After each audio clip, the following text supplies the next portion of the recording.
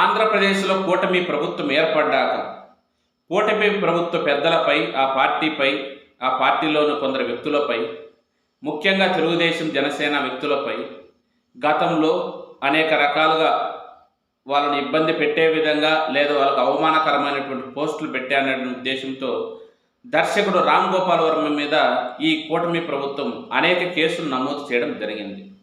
అయితే రామ్ గోపాల్ వర్మ గారు ఆ కేసులన్నింటినీ కూడా ఒక పద్ధతి ప్రకారం లీగల్గా సరైన పద్ధతిలో పోయి ఉన్నటువంటి కేసుల్లో ముందస్తు బెయిల్ తెచ్చుకోవడం జరిగింది. వాస్తవంగా చెప్పాలంటే ఇది ఈ కూటమి ప్రభుత్వం ఏర్పడిన తర్వాత ప్రభుత్వానికి వ్యతిరేకంగా ఒక వ్యక్తి సాధించినటువంటి పెద్ద విజయంగా చెప్పవచ్చు. ఎందుకంటే ఈ కూటమి ప్రభుత్వం ఏర్పడ్డాక ముఖ్యంగా వైఎస్ఆర్ కాంగ్రెస్ పార్టీ కార్యకర్తల నాయకుల మీద అనేక రకాలైనటువంటి కేసులు పెట్టిండ్రు.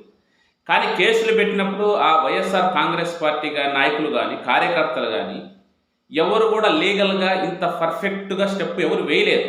ఒక రకంగా చెప్పాలంటే మీరు బాగా ఆలోచించుకోండి. చాలా మంది సోషల్ మీడియా కార్యకర్తలపై కేసులు పెడుతున్నారు.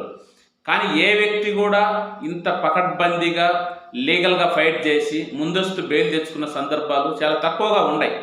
దీనికి ఒకటే, రామ్ గోపాల్ వర్మ అనేటువంటి వ్యక్తి చూడ్డానికి చాలామంది రకరకాలు అనుకున్నా కూడా తన బేస్గా ఉన్నటువంటి క్యారెక్టర్ ప్రకారము ఆయన విధానం ఎప్పుడు ఒకేలాగా ఉంటుంది. ఆయన లీగల్గా ఫైట్ చేసే సందర్భంలో కూడా ఎక్కడ కూడా భయపడలేదు. చాలా ప్లాన్గా ముందుకు పోవడం జరిగింది, సక్సెస్ అయింది. అయితే ఇక్కడ ఇంకొక విషయం ఏంటంటే, రామ్ గోపాల్ వర్మ గారి మీద కేసులు పెట్టిన తర్వాత పోలీసులు ఆయనకు నోటీసులు ఇవ్వడానికి హైదరాబాద్ పోయినారు. ఆ నోటీసులు తీసుకునేటప్పుడు కూడా ఒక రకంగా చెప్పాలంటే చాలా ధైర్యంగా నవ్వుతూనే తీసుకున్నారు. తర్వాత జరిగే ప్రాసెస్ అంతా కూడా ధైర్యంగా ఎదుర్కోగలిగారు. ఆ టైంలో చాలామంది ఆయన ఎక్కడికో పారిపోయినాడని, కనపడలేదని రకరకాలుగా అన్నప్పటికీ కానీ వాస్తవంగా ఏంది, ఆయన ఏదో షూటింగ్లో బిజీగా ఉండి తర్వాత రోజే అన్ని స్టూడియోలలోకి వచ్చేసి ఇంటర్వ్యూలు ఇవ్వడం జరిగింది. నిజంగా చెప్పాలంటే వర్మ గారికి ఉన్నటువంటి ఒక ధైర్యం. అందుకే వర్మ గారిని మనం దమ్మున్నోడు అంటున్నాం. సరే, వర్మ గారు సహజంగా ఆయన చెప్తున్నటువంటి లాజిక్స్ ఏంటంటే, నేను అనడం వల్ల ఎవరో మనోభావాలు ఏ విధంగా దెబ్బతింటాయి అనేది ఒక లాజికల్గా ఆయన మాట్లాడుతున్నాడు. సరే, అది లీగల్గా అర్థమయ్యే వాళ్ళకి అర్థమవుతుంది అనుకోండి. కానీ ఇక్కడ మనం ఆలోచించాల్సింది ఏంటంటే, వైఎస్ఆర్ కాంగ్రెస్ పార్టీ అంత పెద్ద పార్టీ అయినప్పటికీ, అంత పెద్ద యంత్రాంగం ఉన్నప్పటికీ ఎవరు కూడా ఇంత విధంగా ధైర్యంగా నిలబడలేకపోయారు. మనం చూసినాం చాలామంది ఎన్నికలకు ముందు కానీ ఎన్నికలకు తర్వాత కానీ వైఎస్ఆర్ కాంగ్రెస్ పార్టీకి సపోర్ట్ చేసినటువంటి చాలామంది చూసినాం. పోసాని మురళకృష్ణ తీసుకోండి, ఆయన ఏం చెడ్డవాడని మనం అనట్లే, మంచి వ్యక్తే. కానీ విధి లేని పరిస్థితుల్లో కేసులు భయపడి నేను రాజకీయాల నుంచి దూరంగా పోతున్నానని తన సహజ సిద్ధమైనటువంటి విధానాన్ని మార్చుకొని లొంగిపోవడం జరిగింది. అదేవిధంగా ఆలీ గారు పార్టీ ఓడిపోతానే వెళ్ళిపోయారు, సినిమా నుంచి వచ్చినటువంటి వాళ్ళు. కానీ రామ్ గోపాల్ వర్మ ఎక్కడ అలాంటి పరిస్థితి లేదు. తన సహజ సిద్ధానికి వ్యతిరేకంగా కాకుండా తన సహజ సిద్ధంగానే ముందుకెళ్తున్నాడు. ఇన్ని కేసులు, ఇంత ఏం జరుగుతుందో తెలియని పరిస్థితులలో కూడా పుష్ప సినిమా గురించి చాలా చాలా జరుగుతూ ఉన్నది తెలుగు రాష్ట్రాల్లో ముఖ్యంగా.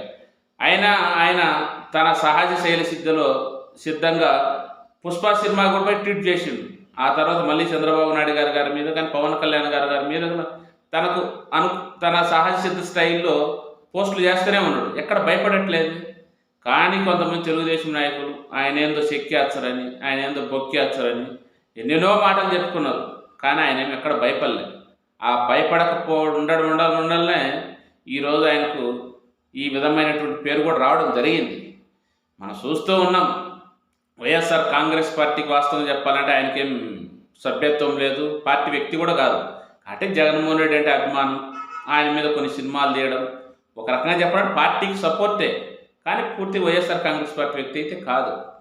కానీ ఇంత రాష్ట్రంలో ఇంత గందరగోళం జరుగుతున్న పరిస్థితుల్లో రామ్ గోపాల్ వర్మ చూపించిన ధైర్యం కానీ, ఆయన లీగల్గా న్యాయస్థానాల పట్ల ఆయన చేసిన పోరాటం కానీ, ఆయన నడిచిన విధానం కానీ నిజంగా ఒక రకమైన స్ఫూర్తి.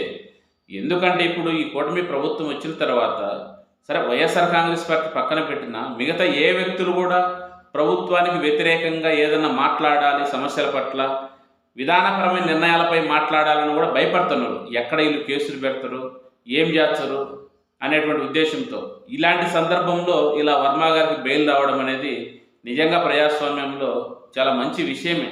చాలామంది అనుకోవచ్చు ఆయనకు వేలు వచ్చే ప్రజాస్వామ్యానికి ఏం మంచిదా అని. ఎందుకంటే మాట్లాడే వాళ్ళు ఉండాలి కదా. ప్రభుత్వము వన్ సైడెడ్గా తన ఇష్టం వచ్చినట్టు వ్యవహరిస్తుంటే అలాంటి వాటి పట్ల మాట్లాడాలంటే కేసులు పెడతారనే భయం అనేది ఉంటుంది కదా. ఇప్పుడు అలాంటి భయం అనేది కొంతవరకు ఉండదు కదా. కరెక్ట్ అయిన పద్ధతిలో పోతే ఎక్కడ ఎవరికి ఏ భయం ఉండకపోవచ్చు. సరే, ఇంకా వైఎస్ఆర్ కాంగ్రెస్ పార్టీ వాళ్ళు అనేటువంటి వాళ్ళకు ఉన్నటువంటి కేసులు, వాళ్ళు ఏ విధంగా ముందుకు పోతారు, వర్మలాగానే పక్క ప్లాన్తో పోయి వాళ్ళ కార్యకర్తల నాయకులను కాపాడుకుంటే వాళ్ళకు కూడా విశ్వాసం ఉంటుంది. దాని మూలంగా ప్రజాస్వామ్యంలో కూడా అందరూ ప్రభుత్వంపై మాట్లాడడానికి అవకాశం కల్పించే విధంగా ఉంటుంది. సరే, రామ్ గోపాల్ వర్మ గారు బేస్గా మనకు తెలుసు. ఆయన ఒకప్పుడు చెప్పాలంటే తెలుగు ఇండస్ట్రీలో శివ లాంటి సినిమా తీసి పెద్ద స్టార్జం సంపాదించుకున్నారు. తర్వాత బాలీవుడ్ పోయిండు, అక్కడ సర్కార్ లాంటి సినిమా చాలా తీసిండు. తర్వాత కాలంలో తనకున్నటువంటి పరిధిలో తన నిర్ణయాలు ఏ విధంగా ఉంటాయో మనకు తెలియదు. ఒక్కొక్కసారి సినిమాల పరంగా వివాదాలు కావడం, మహిళల పట్ల అనేక వివాదాలు ఎదుర్కోవడం. సరే, ఆయన న్యాచురల్గా ఆయనకు ఉన్నటువంటిది ఇది ఉంది. అయినప్పటికీ ఆయన ఒక మాట అనేవాడు, రక్త చరిత్రలో ఒక డైలాగ్ పెట్టిండు, ఏదైనా ఒక విషయము తన రూపం మార్చుకోవాల్సిందే కానీ తన మూలం అనేది మారదు అని. ఏం చెప్పాలంటే రామ్ గోపాల్ వర్మ అలాంటి వాడే. ఎన్ని కేసులు పెడతామన్నా ఎవరేం చేస్తారో భయపడలే, తనకు సహసిద్ధంగానే కొనసాగుతూనే ఉన్నాడు. రైట్, మంచిది. ఇలా ప్రజాస్వామ్యంలో కోర్టులు కూడా వాళ్ళు మాట్లాడే మాటలేంది, వాళ్ళు ఏం చేస్తున్నారు, అన్ని విషయాల పట్ల అవగాహన చేసుకొని ప్రతి వ్యక్తి మీద కేసు అనేది కాకుండా ఇలా బెయిల్ ఇవ్వడం అనేది చాలా మంచి పరిణామం.